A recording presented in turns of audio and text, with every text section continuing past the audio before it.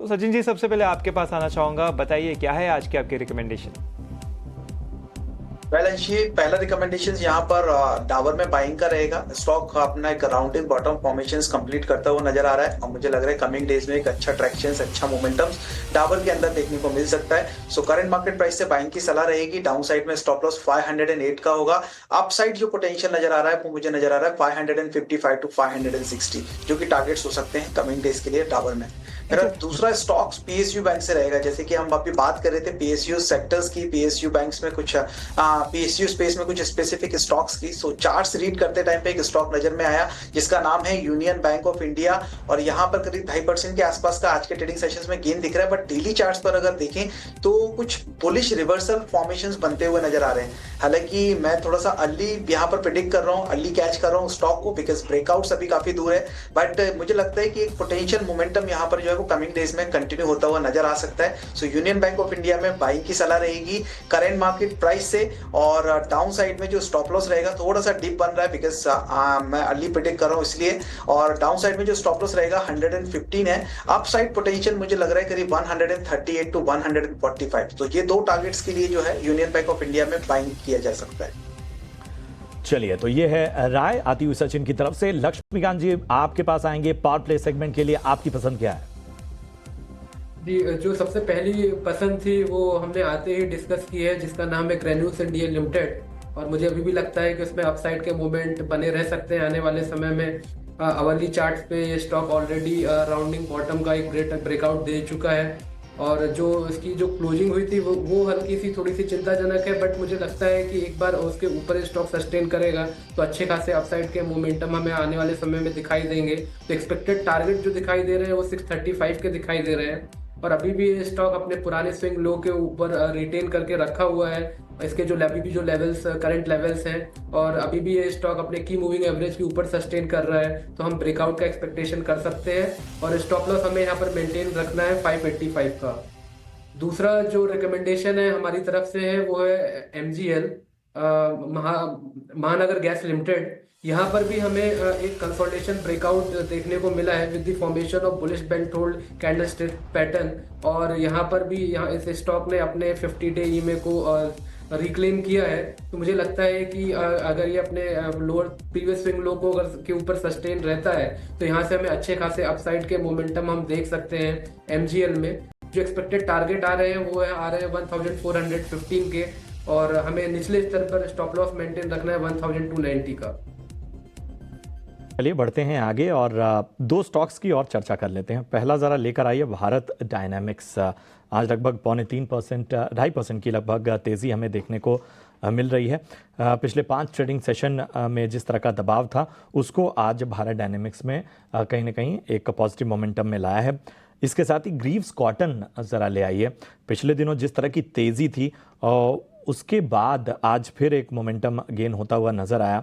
और पिछले एक महीने में हम देखें तो लगभग 47-47.5% का रिटर्न जो है वो ग्रीव्स कॉटन में नज़र आया है।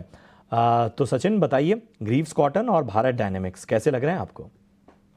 ये प्रशांत जी, सबसे पहले यहाँ बात करते हैं भारत डायनेमिक की। एंड स्टॉक जो है वो near to the breakouts move करता हुआ नजर आ रहा है। हालांकि ब्रेकआउट्स जो कंफर्म होंगे वो होंगे 1200 के ऊपर। सो मुझे लग रहा है 1200 के लेवल्स जैसे ही स्टॉक में ब्रेक होते हैं, पॉसिबली अप मूव जो है वो 1217 70 एंड 1300 तक के लिए कंटिन्यू होता हुआ नजर आ सकता है। अभी के लिए थोड़ा सा साइडवेज मोमेंटम है, but wait for the 1200 break करने का। और वो लेवल्स ब्रेक होते ही एक बार बाइंग के लिए यहाँ पर स्टॉक रेडी होगा और बाइंग ली जा सकती है। अपसाइड 1270 1300 तक के टारगेट्स के लिए।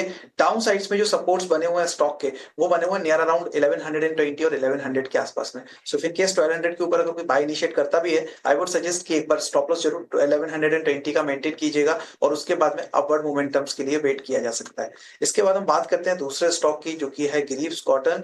ऑलरेडी स्टॉक के अंदर अच्छा मोमेंटम हमने देखा है। पिछले टाइम, अगर कुछ टाइम पहले की अगर हम बात करें, लास्ट वीक की इवन, सो एक बुलिश फ्लैग पैटर्न्स के ब्रेकआउट्स मिले थे स्टॉक के अंदर, and after giving that breakout stock थोड़ा सा साइडवेज हुआ और आज के ट्रेडिंग सेशंस में वापस एक स्ट्रेंथ लेता हुआ नजर आ रहा है। हायर साइड से एक रिट्रेसमेंट हमने देखे थे, बिकॉज आरएसआई जो है वो अपने ओवरबॉट टेरिटरीज के पास में पहुंचती हुई नजर आई थी, जिसके चलते एक प्रॉफिट बुकिंग कंटिन्यू होती हुई नजर आई थी। हालांकि आज के ट्रेडिंग सेशन से वापस से एक स्ट्रेंथ कंटिन्यू होती हुई नजर आ रही है, एंड कमिंग डेज में यहाँ पर भी मुझे लग रहा है मोमेंटम्स कंटिन्यू रह सकता है। Upside potentials, upside immediate targets 310 320 के होंगे। डाउन साइड्स में एक अच्छे सपोर्ट्स एरियाज बने हुए हैं विच इज नियर अराउंड 265। सो 265 के एक स्टॉप लॉस के साथ में एक बार यहाँ पर बाइंग इनिशिएट की जा सकती है। नियर टू शॉर्ट टर्म के अंदर टारगेट्स 310 320 जो कि देखने को मिल सकता है। ठीक है, तो ये है राय ग्रीव्स कॉटन और इसके साथ ही बाकी स्टॉक भारत डायनेमिक्स पे। बढ़ते हैं आगे और जाहिर सी बात है कुछ और स्टॉक्स की भी चर्चा यहाँ पर हम कर लेते हैं। इन सब के बीच में हम देख रहे हैं कि यस बैंक ज़रा सामने लेकर आइए। आज 2% की तेज़ी हमें यस बैंक में देखने को मिल रही है। बहुत सारे रिटेल इन्वेस्टर जो हैं यस बैंक में फंसे हुए हैं और वोडाफोन आइडिया में भी आज लगभग 2% की तेज़ी हमें देखने को मिल रही है। ये दो स्टॉक ऐसे हैं जिसमें लोअर लेवल्स पर, थोड़ा ऊपरी स्तरों पर बहुत सारे इन्वेस्टर्स लगातार सवाल भी पूछते हैं, तो इस पर ज़रा राय लेते हैं। और लक्ष्मीकांत जी, वोडाफोन आइडिया और इसके साथ ही यस बैंक, बताइए क्या रणनीति रखें। जी देखिए, आइडिया में एक टर्न अराउंड होता हुआ तो दिखाई दे रहा है, बट यहाँ से मुझे लगता है कि जो अपर साइड के जो रेजिस्टेंस नजर आ रहे हैं वो आ रहे हैं 9.5 से लेकर 10 के जोन पर। तो मुझे लगता है कि जब उसके ऊपर एक डिसाइसिव ब्रेक थ्रू बनेगा, देन आफ्टर इसमें एक पुल बैक मूव आ सकता है toward the levels of 12.5 to 13 तक का। और उससे पहले यहाँ पर हालांकि यहाँ पर कई 3 से 4 दिनों का अगर ट्रेंड देखें तो यहाँ पे एक बुलिश क्रॉस ओवर होता हुआ दिखाई दे रहा है, बट ऊपर जाने के लिए इसको एक डिसाइसिव ब्रेक थ्रू आना चाहिए अबव द लेवल्स ऑफ 9.5 से 10। अगर उससे पहले नहीं आता है तो हमें यहाँ पर हम रेंज बाउंड मूव देख सकते हैं। हालांकि जिन्होंने बाइंग करके रखा हुआ है वो 7 का एक स्टॉप लॉस मेंटेन करके रख सकते हैं, और थोड़ा सा अगर ये कंसोलिडेट होता है नियर दीज लेवल्स, उसके बाद अगर ब्रेकआउट आता है 10 के ऊपर तो फिर 13 तक के टारगेट हम एक्सपेक्ट कर सकते हैं। और रही बात यस बैंक की, तो as being the employ of the Yes Bank, I am as working in the Yes Securities Limited, so मैं वहाँ पे कोई रिकमेंडेशन या कोई भी सुझाव नहीं दे पाऊंगा। आप सचिन जी से उसके बारे में जो टेक्निकल लेवल्स हैं वो जान सकते हैं। आपके पास आना चाहूँगा। ज़रा हिंदुस्तान जिंक देखिए, Q3 के अपडेट्स आए थे, फेवरेबल था, जिसके चलते स्टॉक में भी करीबन 3.5% की तेज़ी होती हुई नजर आ रही है।